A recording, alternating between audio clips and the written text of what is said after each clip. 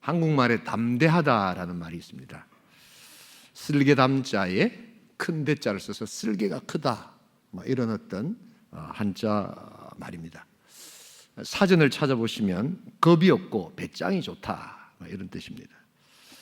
여러분, 그런데 성경을 읽어보시면 우리 예수님께서 사랑하라, 용서하라, 이런 설교는 많이 했다라고 알고 계시지만 실제로 이것 이상으로 설교를 많이 하신 그러한 내용이 하나 나옵니다. 바로 담대하라라는 내용입니다. 우리는 많이 놓치고 있지만 굉장히 많이 말씀하셨습니다.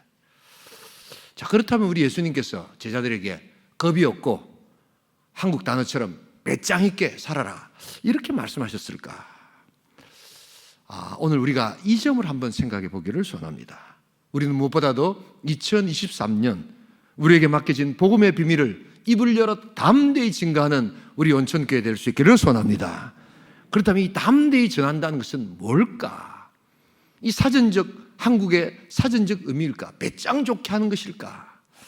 한번 성경이 말하는 원래적인 의미를 한번 살펴보면서 이 담대함을 가질 수 있기를 소원합니다. 이 담대함이 주는 성경적 첫 번째 의미는 위축되지 말고 자유롭게 전하라라는 뜻을 갖고 있다는 것입니다. 이 복음의 비밀을 말하는 자는 위축되지 말고 자유롭게 말해야 합니다. 이 신약 성경에서 말하는 담대하게라는 단어는 파레시아라는 단어입니다. 이것은 행동 방식이라기보다는 말하는 태도의 방식을 뜻합니다. 말을 할 때 자유롭게 담대하게 하라, 그런 뜻입니다. 이 말이 원래 사용될 때는 그리스에서 사용된 단어지요. 그리스가 도시국가로 이루어졌습니다. 그리고 이 도시국가 사람들은 자주 모여서 직접적인 정치들을 했습니다. 직접적 정치 제도를 만들었죠. 그래서 그들이 모였던 곳을 아크로폴리스 광장이다, 이렇게 이야기를 하면서 그 모인 무리들을 원래 에클레시아다라고 이렇게 이야기했습니다. 어디서 들어보신 말씀이죠. 바로 교회를 지칭할 때 에클레시아인데 원뜻이 그 사람들이 모여서 이야기하는 그 무리들을 에클레시아다라고 이야기했습니다. 그런데 이 에클레시아에 모여서 이야기할 때 그 어떤 발언권의 제한이나 또한 그 횟수를 금지하지 않았습니다. 자유롭게 이야기한다라는 뜻의 파레시아라는 단어를 썼습니다. 이것이 또한 민주주의의 기초가 되었고 언론 자유의 기초가 되었다는 것은 우리 모두가 다 알고 있는 사실입니다. 그런데 사도 바울이 바로 이 단어들을 복음으로 갖고 옵니다.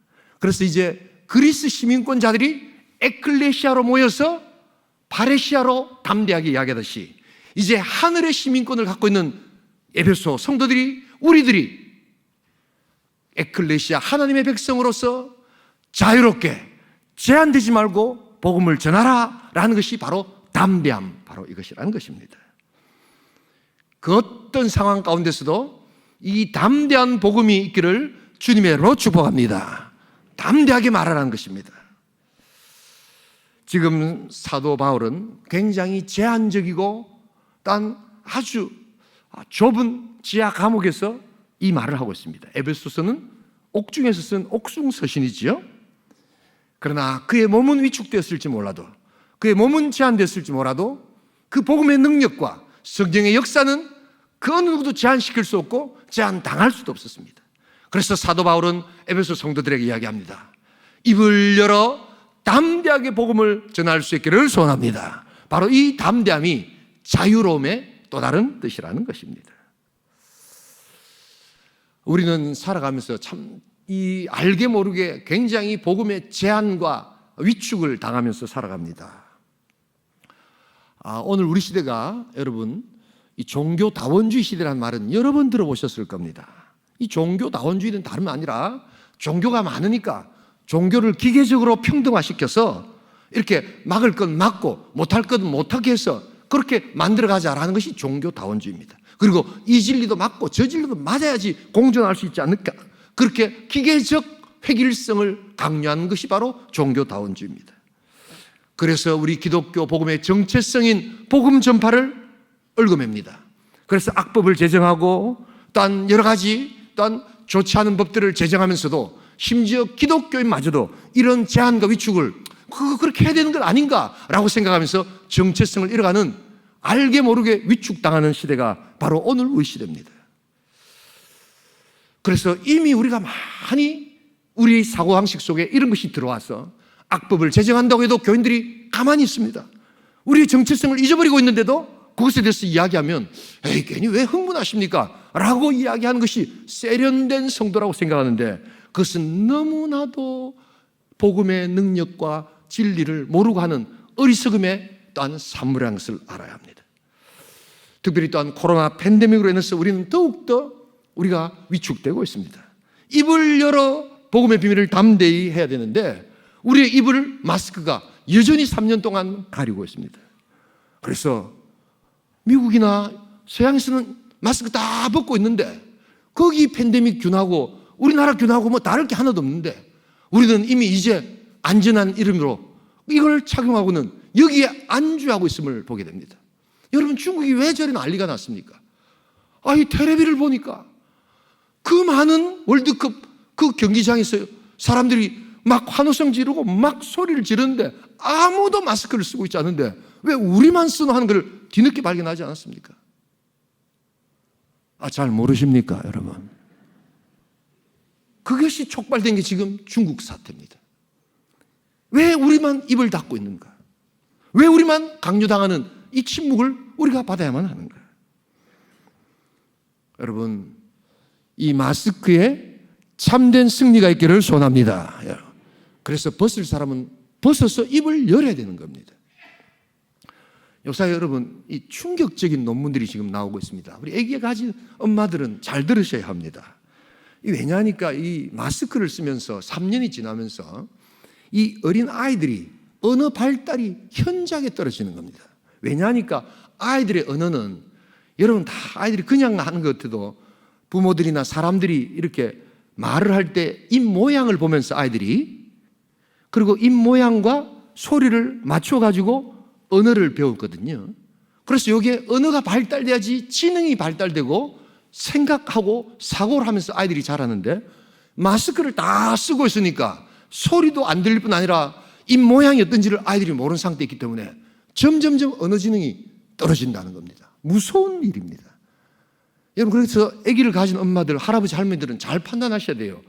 그래서 이 코로나를 아이들 막아주는 건 좋은데 부모만이라도 할아버지, 할머니만이라도 마스크를 열어서 아이하고 부지런히 입으로 대화하고 눈으로 대화해야 된다는 것입니다. 아멘 안 하실 겁니까? 마치 알아서만 배우지요 막 이러실 겁니까? 한평생 고통받을 것입니다. 언어가 그 시간에 발달하지 않으면 이것은 언어가 굳어진다는 것을 여러분 잊지 말아야 합니다. 그래서 우리가 이 입을 열어 대화한다는 것이 얼마나 중요한 것인가 하는 것을 우리 성경은 이야기하고 있는 것입니다. 여러분 위축되지 말아야 합니다. 이미 우리는 많이 위축되어 있고 이것을 우리의 당연한 것으로 받아들이지만 오늘 우리 주님은 말씀하십니다. 담대하라. 위축되지 말고 자유롭게 입을 열어 참된 진리의 복음을 말하라 라고 이야기합니다. 2023년 저와 여러분 우리 온천 공동체가 입을 열어 복음의 비밀을 담대하게 증가하는 복된 공동체 될 수 있기를 주님의 이름으로 축원합니다. 자유롭게 전하는 자들 되기를 소원합니다. 이 자유를 가로막는 어떤 세력과도 싸울 가치가 있음을 깨닫고 우리가 이 복음을 증가하는 귀한 공동체 될 수 있기를 주님의 이름으로 축복합니다. 두 번째로 오늘 이 담대함이 가지는 의미는 위축되지 말고 자유롭게 말하는 것이고 두 번째는 낙심하지 말고 용기 있게 이야기하라는 것입니다. 여러분 복음의 비밀을 말하는 자들은 낙심하지 말아야 합니다. 그리고 낙심하지 말고 용기를 좀 가져야 합니다. 오늘 우리 시대에 가장 필요한 덕목은 지식이 아닙니다. 용기입니다. 용기. 왜냐하면 여러분 이 담대함이라는 것은 자유함이라고 말씀드렸죠. 그런데 이 자유는 모든 그 자유의 결과가 책임과 용기를 수반합니다. 이 자유로움은 복음을 전하는 한 개인의 방식이라면 이 용기는 그것을 듣는 대상을 향한 방식입니다. 이게 무슨 말이냐면 이 복음은 그 성격상 복음을 바로 사람들이 받아들이지 않습니다. 모든 사람이 죄를 범하였음에 하나님의 영광에 이르지 못한다는 것을 먼저 이야기해야 되지. 그게 복음이거든요. 그리고 그리스도 예수를 믿으라고 이야기해야 되거든요. 그럴 때 그것을 선뜻 받아들인 사람이 없단 말이에요. 그리고 그것을 싫어하는 사람들이 있습니다. 그건 당연한 것입니다. 복음을 전할 때 거절당한다는 것은 매우 당연한 것입니다. 그런데 그 복음을 거절하는 대상이 권력자든지 왕이든지 부유한 사람이든지 나보다 상사든지 뭔가 나에게 불이익과 위해를 가하는 그러한 사람들이 된다면 우리는 위축될 수밖에 없다는 것입니다. 그럴 때 가장 필요한 것, 그럴 때 그들에게 모든 사람이 죄를 범했습니다라고 이야기할 때 필요한 한 가지 자질, 한 가지 덕목은 무엇이겠습니까? 용기 있게 말하는 것입니다. 우리 주님께서 담대하라고 말하는 것은 바로 낙심하지 말고 용기 있게 하나님의 복음을 전하라 라고 이야기하는 것입니다. 우리 초대교회 사도들은 이 용기를 가졌습니다. 우리 다 함께 사도행전 4장 13절을 같이 한번 읽어보겠습니다.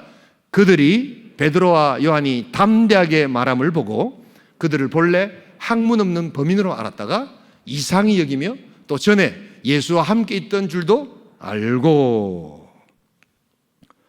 저게 공부도 안 하고 저 나사렛에서 온 무식꾼들인 줄 아는데 어떻게 저렇게 아주 용기 있게 이야기를 하는가? 야, 정말 희한하다. 정말 굉장하다. 산헤드린 공회 앞에서 그들은 그렇게 그리스도의 복음을 전했던 것입니다. 이 용기는 어디서 온 것일 것일까? 목사님, 원래 어부들이 그래 용기가 많습니다. 배짱 안 가지고는 그 폭풍에서 어떻게 고기를 잡겠습니까? 뭐 그런 것일까요? 우리는 많은 경우에 어떤 용기나 사랑이나 이런 기질적 자질은 저 사람이 날 때부터 배짱이 좋습니다. 아이고 마마 최씨들은 고집쟁이들 아닙니까? 뭐 이런 식입니다. 여러분, 그런데 이 베드로가 누굽니까?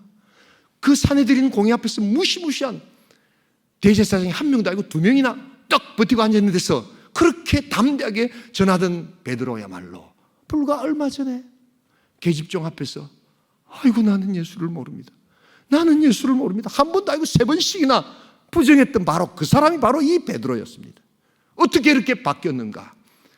그의 기질적 자질이 바뀌었던가? 그렇지 않다는 겁니다. 우리 모두는 두려워하고 우리 모두는 위험 앞에 떠는 연약한 존재임을 알아야 합니다. 그러나 그들이 가졌던 용기는 다름 아니라 십자가 부활의 능력을 깨닫고 오순절 다락방에서 오는 성령의 충만한 역사들을 그들이 깨달을 때, 그래서 복음 그 자체의 능력을 알게 될 때 하나님께 주시는 용기의 능력인 줄 믿습니다. 원래 타고난 게 없어요. 우린 자꾸만 그러는데, 그래서 그 사람의 타고난 기질이 있는데 나는 그러지 못하기 때문에 나는 괜찮습니다라고 자기 합리화를 하지만 여러분 다 두려워합니다. 다 염려합니다. 그러나 하나님께 주시는 능력을 의지하고 십자가 부활의 능력을 의지할 때 하나님께서 우리에게 용기를 허락하여 주실 줄 믿습니다. 여러분, 그렇기 때문에 우리 기독교의 윤리는 내가 사랑해야지, 내가 용기를 내야지 결심한다고 되어지는 것이 아닙니다. 그럴수록 예수 그리스도께 집중해서 예수 그리스도께서 주시는 능력과 성령의 능력을 의지하고 하나님이여 용기를 허락하여 주시옵소서 기도하는 가운데 그 기도의 응답의 결과로 용기를 누릴 수 있기를 소원합니다. 모든 접근이 그렇게 접근돼야지 기독교의 신앙의 참 내용들을 여러분 경험할 수가 있게 되는 것입니다. 복음 그 자체의 능력을 믿을 수 있기를 소원합니다. 내가 하려고 하지 말고 말씀 그 자체가 가지는 파워가 있다는 것을 여러분 깨닫셔야 합니다. 제가 설교단에 서서 담임 목사로 설교한 지가 27년이 됩니다. 33살에 제가 담임 목사로 나가서 27년째 지금 설교를 하고 있는데 올라올 때마다 떨리고 올라올 때마다 하나님 말씀의 능력을 의지하지 않고서는 이게 내 힘으로 되지 않는 것을 알게 됩니다. 지난번에 어떤 분은 좀 너무 부럽더라고요. 목사님이 자기는 탁 자고 있는데 하나님께서 말씀을 주신다는 거예요. 야, 어떻게 저런 능력이 있나? 나는 아무리 자도 말씀이 안 되던데. 그래서 기도하면서 성경 펼쳐서 읽고 기도하면서 찾고 원문을 찾고 대조해보고 하나님 말씀 주시옵소서 막 이래야지 말씀이 떠오르는데 그분은 딱 자고 있는데 일어나서 그 다음날 바로 설교한다는 거예요. 이야, 어쩌면 저런 게 다 있나? 저는 안 주시더라고요. 올라올 때마다 기도합니다. 그러나 하나님 주시는 말씀이 있기에 저는 5단계로 반드시 기도하거든요. 첫 번째, 이 예배는 성부, 성자, 성령 하나님이 우리의 예배를 받으시는 대상인 줄 믿습니다. 예배 대상을 분명히 하는 겁니다. 악한 마귀나 세상의 권세나 사람의 영광으로 예배하지 않고 오직 우리 하나님께 예배하는 복된 백성 될 수 있기를 소원합니다. 그리고 말씀이 하시옵소서. 복음의 능력이 임하게 하시옵소서. 나의 말을 붙이지만 복음의 능력이 나타나도록 하여 주시옵소서. 그래서 하나님 역사가 나타나게 하시옵소서. 그렇게 기도합니다. 또한 성령께서 운행하여 주시옵소서. 예배영이신 성령님을 초청하여서 성령님께서 우리 예배를 방해하는 모든 악한 마귀 권세, 모든 악령을 하나님께서 성령으로 물리쳐 주시옵소서. 그렇게 기도하는 겁니다. 네 번째, 저는 인격이 찌그러지고 부족한 그러한 자입니다. 그래서 찌그러진 스피커지만 그 찌그러진 스피커라도 거기서 나오는 소리만큼은 진리가 되게 하여 주시옵소서. 하나님 앞에 그렇게 기도하는 겁니다. 그리고 5번째, 우리 성도들이 그 찌그러진 스피커에서 나오는 복된 진리의 말씀을 깨닫고 은혜 받게 하여 주시옵소서. 우리 하나님께서 말씀으로 역사하여 주실 줄 믿습니다. 성령께서 역사하여 주실 줄 믿습니다. 말씀 자체가 역사하는 것입니다. 여러분, 그렇기 때문에 이 담대함은 단회적인 속성으로 끝나는 것이 아닙니다. 전에 담대했는데 계속 담대하다 아닙니다. 이것은 지속적으로 구해야 될 기도의 제목인 줄 믿습니다. 오늘 우리 사도 바울이 이 담대함을 위해서 우리 에베소 성도들에게 기도 제목으로 부탁하고 있는 내용을 보게 됩니다. 우리 19절 같이 한번 읽어보겠습니다. 또 나를 위하여 구할 것은 내게 말씀을 주사 나로 입을 열어 복음의 비밀을 담대히 알리게 하옵소서 할 것이니. 자기는 못한다는 겁니다. 자기는 연약하고 자기는 용기가 없는데 이걸 기도 제목으로 부탁할 때 하나님께서 기도 응답으로 자기에게 용기를 주실 줄 믿습니다. 우리 신앙생활 하다 보면요, 우리 원천교회는 괜찮은데 간혹 가다 보면 이게 목사님들이나 장로님들이나 권사님들이 이렇게 모여서 기도 제목 내라면 나 괜찮습니다. 난 뭐 별일 없습니다. 조신자 당신이 하시오. 이런 분들이 꽤 많습니다, 여러분. 마치 자기는 아무런 기도 제목이 없다는 듯이, 마치 자기는 항상 용기가 있다는 듯이, 마치 자기는 별로 기도할 것이 막 당신네들한테 기도부터 해가지고 뭐 되겠어? 라는 식으로 그렇게 감추는 분들이 있습니다. 여러분, 사도 바울은 그러지 않았습니다. 사도 바울은 편지 곳곳마다 한 군데를 제외하고 모든 편지 가운데 자기의 연약함, 자기의 부족함을 내어놓고 꼭 기도 부탁을 했습니다. 그래서 내가 용기가 없습니다. 그러나 이것은 부끄러운 것이 아니라 나의 타락한 본성의 결과이오니 에베소 성도들이여 나를 위해서 기도하면서 하나님께 기도할 때 하나님께서 나에게 용기를 허락하여 주실 줄 믿습니다. 이렇게 신앙생활 하는 거예요. 여러분, 그래서 우리가 교만하지 말아야 합니다. 마치 나는 아무 일도 없는 것처럼 기도하지 않고 기도 부탁하지 않는 우리의 모습들, 사도 바울은 그렇게 사역하지 않았다는 것을 잊지 말아야 합니다. 내하고 사도 바울하고 생각이 다를 때 누구 말을 따라야 되겠습니까? 내하고 성령하고 생각이 다를 때 누구 말을 따라야 되겠습니까? 대답해 보세요. 내 생각을 따르면 그게 지가 복음이 되는 겁니다, 여러분. 우리가 의외로 그런 복음을 왜 이리 자꾸 왔다 갔다 하십니까? 예. 할렐루야. 감사합니다. 더 잘 듣기 해가지고. 여러분, 자기의 복음을 전해서는 안 됩니다. 하나님의 말씀의 복음을 우리가 배울 수 있기를 소원합니다. 여러분, 우리가 위기를 이야기할 때 위기는 3가지 중요한 원리가 있습니다. 그것은 반드시 이 세상을 살아가면서 위기는 반드시 온다는 겁니다. 위기를 피해 다니려고 해서는 안 됩니다. 위기는 반드시 옵니다. 그런데 두 번째 꼭 기억해야 될 것은 위기 속에는 또한 반드시 기회가 있게 될 줄 믿습니다. 기회가 있다는 겁니다. 그래서 모든 위기 속에 기회를 보는 것, 그게 영적인 능력입니다. 그리고 그것을 우리가 받아들일 때 영적으로 자라게 됩니다. 그리고 세 번째, 그 어떤 위기도 반드시 지나간다는 겁니다. 요게 뱅글뱅글 돌면서 그 위기 앞에서 우리는 신앙이 자라든지 신앙이 넘어지든지 그렇게 된다는 겁니다. 여러분, 오늘 우리 시대에 필요한 것은 지식이 아니라 용기라는 것을 잊지 말아야 합니다. 우리 주님은 말씀하십니다. 담대하라, 용기 있게 말하라. 또한 낙심하지 말고 용기 있는 우리 믿음의 백성 될 수 있기를 주님의 이름으로 축복합니다. 마지막 한 가지, 오늘 우리 담대함이 가지는 세 번째 의미는 위축되지 말고 자유롭게 이야기하고, 낙심하지 말고 용기 있게 이야기하고, 세 번째로는 모호하지 말고 분명하게 말하라는 것입니다. 이 복음의 비밀을 말하는 자들은 모호하지 않고 분명하게 이야기를 해야 합니다. 여러분, 신약 성경에서 가장 이 모호하지 않고 분명한 담대함을 보여줬던 한 분이 계시죠. 누구십니까? 예수 그리스도십니다. 우리 예수님의 사역 가운데 크게 두 부분으로 나눠지는 게 있습니다.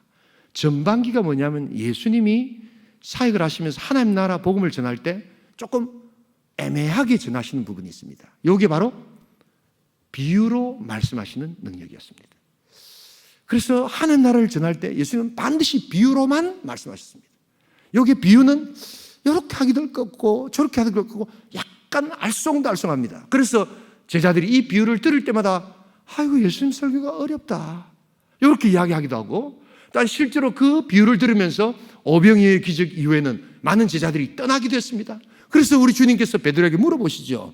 너희도 가리느냐? 베드로가 뭐라고 이야기합니까? 주여, 영생의 말씀이 계시오니 제가 어디로 가겠습니까? 라고 떠나지 않고 주저앉아 있습니다. 떠나지 않기를 소원합니다.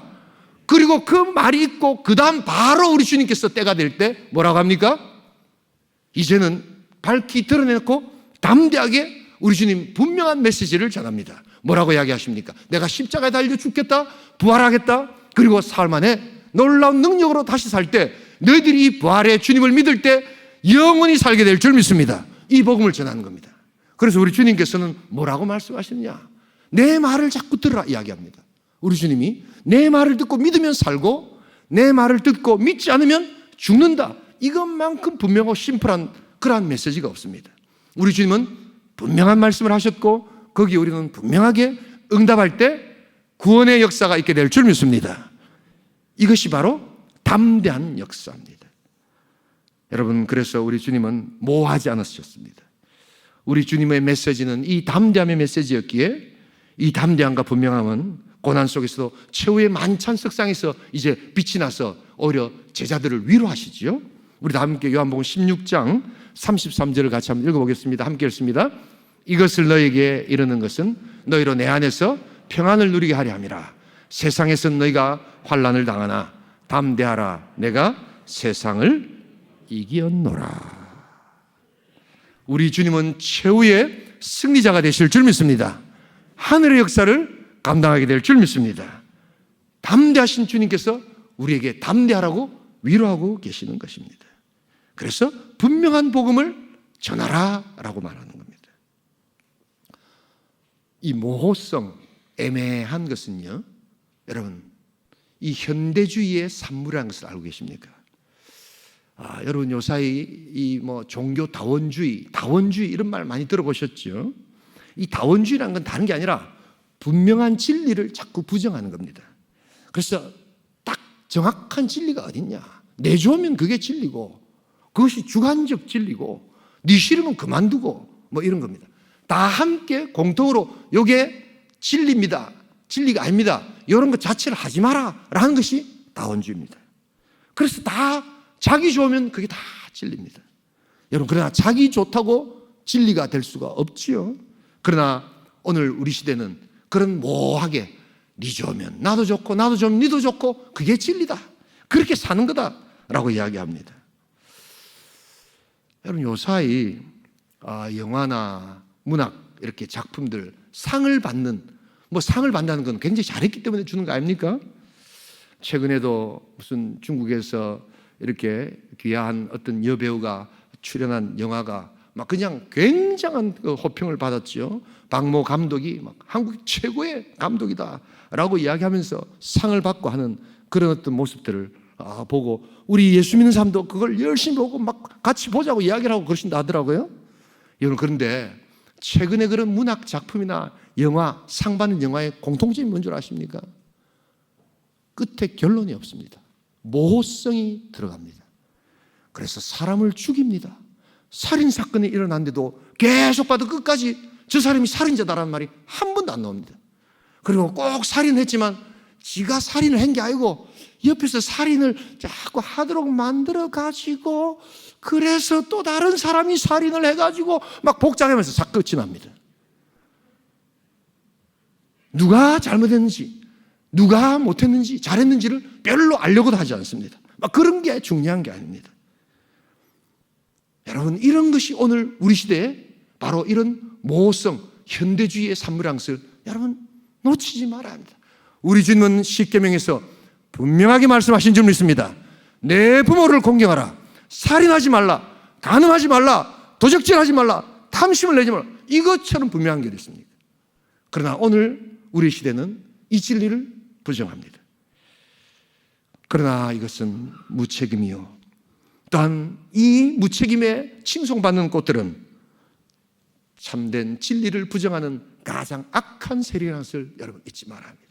그렇기 때문에 여러분, 우리가 이 시대에 예수의 복음의 진리를 정하는 것 그 자체가 오늘 이 시대에 타락한 그러한 사상과 하나님을 대적하는 한 나라의 잘못된 사상과 또한 싸우고 있는 그 행위라는 것을 여러분 잊지 말아야 한다는 것입니다. 왜냐하면 참된 진리를 부정하고 있기 때문입니다.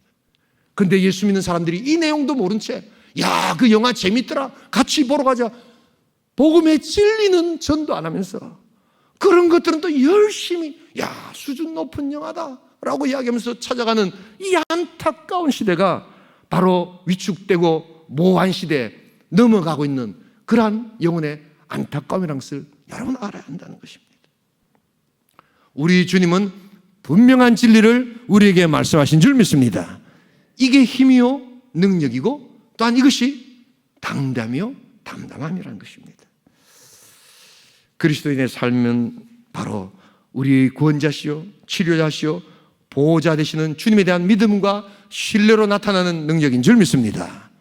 그래서 내가 담대해야지, 내가 열심히 살아야지 이렇게 결심한다고 되어지는 게 아니라는 거예요. 우리 기독교의 진리 접근 방식은 그렇게 접근하는 것이 아니라 내가 열심히 살아야지 라고 하기 전에 나에게 열심을 주시는 예수 그리스도를 더욱더 믿어야지, 예수를 바로 믿어야지, 예수를 열심히 믿어야지, 주님 주시는 믿음의 능력들을 붙들어야지 라고 할 때 하늘이 주시는 또한 능력인 줄 믿습니다.